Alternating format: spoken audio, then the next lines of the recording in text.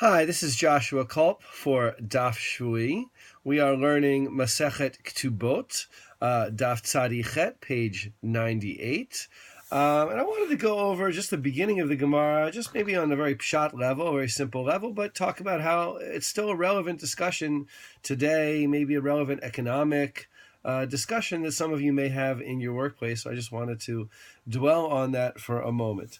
The Mishnah talks about a woman, a widow, an almanah, who is selling her deceased husband's property in order to collect her ketubah, and the amount of money for which she sells the property doesn't match up with the ketubah.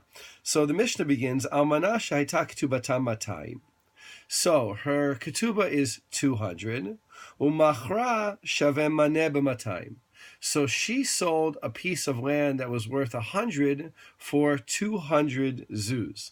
In other words, she really sold a piece of property for far more than it's worth and got a great deal. And we learn nitkabla ketubata. She has received her ketubah. In other words, what can she not claim? She cannot say, look, husband, or really the husband's dead, inheritors, I made a great sale. I sold 100. I only caused you to lose 100. I got 200. So the profit should be mine, and I can still sell another piece of property worth 100 to collect the other 100, because from your perspective, you've only lost 100 of your inheritance of your father's property. So the Gemara asks, Nami Tema, why shouldn't she be able to say, this is the language of the Gemara, what I just said, Ana Ervachna. I caused you a profit, and therefore I should get those profits.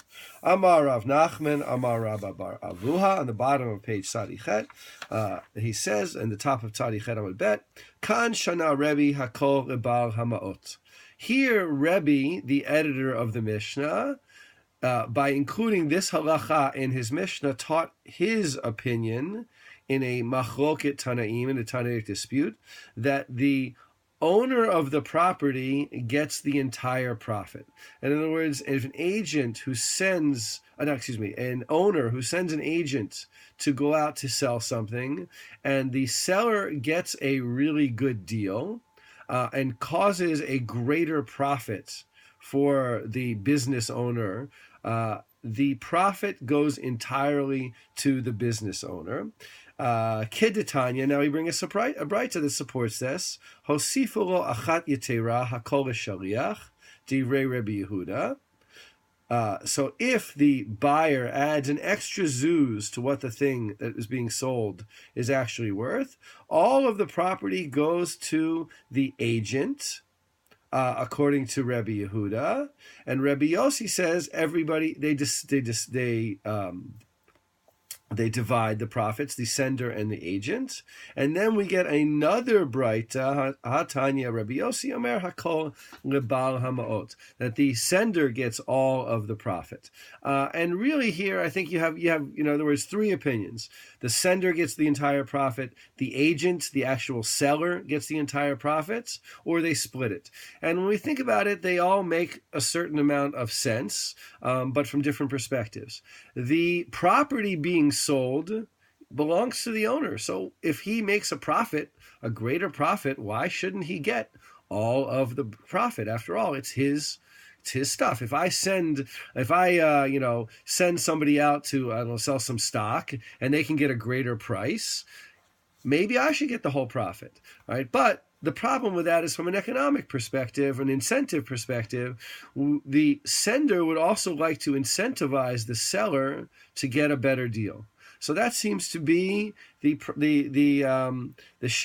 the method of chokim, of they divided. If I say to my stockbroker, if you earn me an extra percent, you can take half of that percent and I'll take half that percent. That provides him with incentive to sell for a larger price. This is, I think, the the method that we use the most often in the modern period. When we have agents, a real estate agent or any agent, they take a percentage of the deal that they make because that incentivizes them to work harder.